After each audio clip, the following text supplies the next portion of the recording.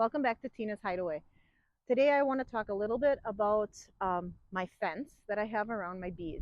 I see a lot of people post on social media how something destroyed their hive and it's in pieces, and then they do what they can to collect what parts of the colony they can to put it back together, and sometimes boxes and frames are wrecked. And as beekeepers, we stick a lot of money into these bees, and just the setup of the hive and then the bees themselves and then the work we put into it. There's just a really easy way to avoid that. If you're in bear country like we are, a simple electric fence is all you need. So when I started out, I originally only had where these first four posts are. I just had a tiny little square, and the reason for that was I only had one hive.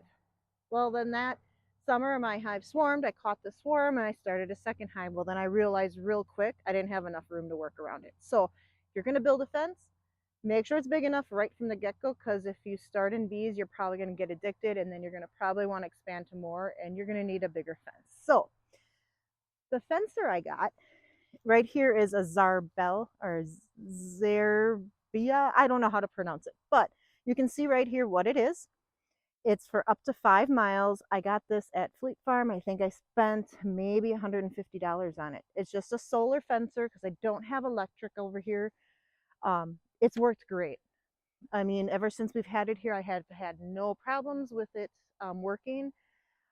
We've even had a bear try to get into this fence, and it worked, and it scared it away. So it was great. There's a little switch underneath here, so I'm just going to turn that off so I can open this up. I want to show you some of the things I did with my fence. I'm going to forewarn you, you're going to laugh at me. There's going to be comments saying I don't know how to put up a fence, and I'm going to explain why I have it the way I have it, but I'm just forewarning you. So you have your gate pieces here that you can just take off. And when I have to go in here, I just set them on the ground there because it's not on. So you can see it's not on right now. I also have 4 wires, and I have this bottom one only a couple inches off the ground to try to keep the skunks, stuff like that, out. So then what I did on the bottom here is I put this plastic stuff. As you can see, it's junk. It's just really didn't do much to keep the weeds out. Even the first year, weeds were coming up through this stuff. So I wouldn't recommend that. If you're going to get something really good. And then we put the rocks there. And the reason for that was to try to avoid the grass from shorting the fence out. Didn't work very well. I have a better method back there I'm going to talk about. So in between these fences, what I did, or in between these wires, I have a wire running from wire to wire and all the way down to the bottom. They're all separate. The reason I do that is there's times of the year where the snow is up to here or maybe even higher. So then as the snow buries these wires, I can unhook them so it doesn't short my fence out. This year, didn't have to do that. Wasn't even close to it. The lack of snow this year has been incredible. So this method works really good, and it's just really easy to untwist. Like if I just untwist this here, and I'd have to do the same for the bottom, then I can just unhook that. Then there's not going to be any electric that runs to that bottom wire. When I need to put it back on when the snow starts melting, I just do it in reverse. The next thing I want to talk about is the grounding wire. So this here is our grounding wire. In the instructions, it says you need to put it in a post that goes into the ground. Well, my dad has had fencing for all of his life. He had horses, so he's always had electric fence for his horses, and he's like, you don't need to do that. So it comes off of here for the ground wire. I wrapped it around this post, and I ran it over to this post and wrapped it around. He said, that's all you need. It's worked. Maybe not the right way, but it does do what it needs to do. And this is only a solar fencer, so I don't know. It works for me, and I'm glad I didn't have to bother with getting it into the ground, because here's part of the reason my fence is as goofy as it is. When you go to pound a post into the ground here, you're lucky to not hit a rock. So we placed all of our fence posts kind of where we could get them into the ground. And the other thing was, I didn't want to have to take these out when we wanted to expand our fence. So then we went kind of crooked. We'll take you around this way, around our fence.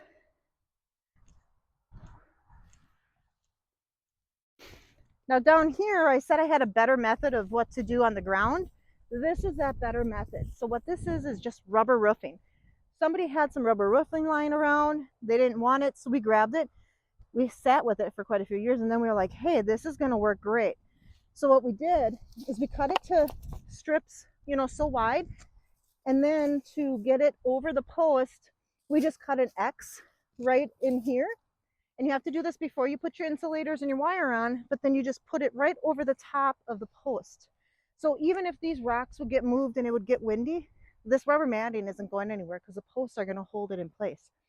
This worked great this year for keeping the weeds off my fence. So I wish I had a little bit more so I could finish off the rest, but if I ever come across some, I'll definitely take it. So if you know somebody who's getting rid of some rubber roofing for free, grab it. This works really good. And I just do put some of the rocks on there, um, just to keep it from blowing up a little bit in between. Now you'll see I have different kinds of insulators on different fence posts here. Um, that fence post there has the small ones, the ones I prefer. And then we have these. I don't really care for these, but we needed more insulators. My son ran and got them, and this is what he came back with and said that's all they had. The problem was that they actually go on backwards from what I'm used to. So normally the small insulators would go on this side of the T-post. These had to go on backwards. So then that really just messed up like what we were doing with this fence. So we made it work. Some posts we put these ones on, other ones we put the smaller ones on. And you're going to see on some of these posts where we're on the inside for some and the outside for others, and we did that based on what we had for insulators. You use what works for you, and that's really the only thing you can do. If I had to redo it again, we'd do it the right way, but it is what it is. This wire, when we put this fence up initially, I thought, oh, this is going to be the greatest wire ever. It'll be easy to work with. Everything else, I absolutely hate it. It's awful. It um, it was nice and bright, so you could see where it was at first, but it's faded through the years, which isn't a big deal. It doesn't seem to break very easy, but it stretches real easy, and it's really hard when you're trying to string from one fence post to the next and get it as tight as you can. It's difficult. It's difficult to tie off. I wouldn't recommend it. If I had to redo it again, I'm going to go with the traditional wire. And if we walk back this way around the fence, here is the prime reason I don't like it. So earlier when we were doing a video, my cameraman, aka my husband, decided to lean on the fence a little bit, and here's what we got. So we got a little bit of stretched wire, so now we'll have to end up fixing that. This fencer, sometimes people wonder, do these electric fencers or these solar fencers work?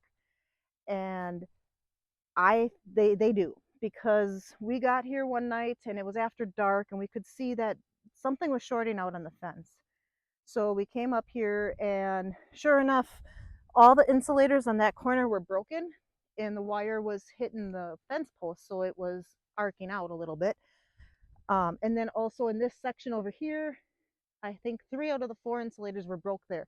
Luckily, the insulators were broke, but they still hung on and they were still there, and it kept that animal out of there. We really suspect it was a bear because it was a few weeks later, just up the road, a really large bear was hit on the road and was killed. So I'm thinking that was probably the bear that was trying to get at these hives. And the thing is, if you can get this protection around your hives right away, right from the start, and those bears don't get the taste of that honey, they likely, if they get shocked, they're not going to even want to come back. Yes, they can smell it, but they don't like that shock, so they're not going to come back. Now, if you have your hive set up and the bear gets in there and gets a taste for that honey, and then you put a fence up, they're not going to care. They're going to be like, hey, I know what's on the other side of that fence, and they're going to push through it. So just a little side note on what you want to do for your fencing. This has worked great for me. I'm probably going to be expanding it at some point, and I'm going to dread it because, like I said, there's rocks everywhere. We can't even pound into the ground without hitting a rock. So it makes it a little bit challenging to do that, but you know, I guess there's always some kind of a struggle that you have to deal with. So now I'm gonna go get the fencing tools so I can fix this since it's all stretched out, and we'll talk to you next time. Like and subscribe.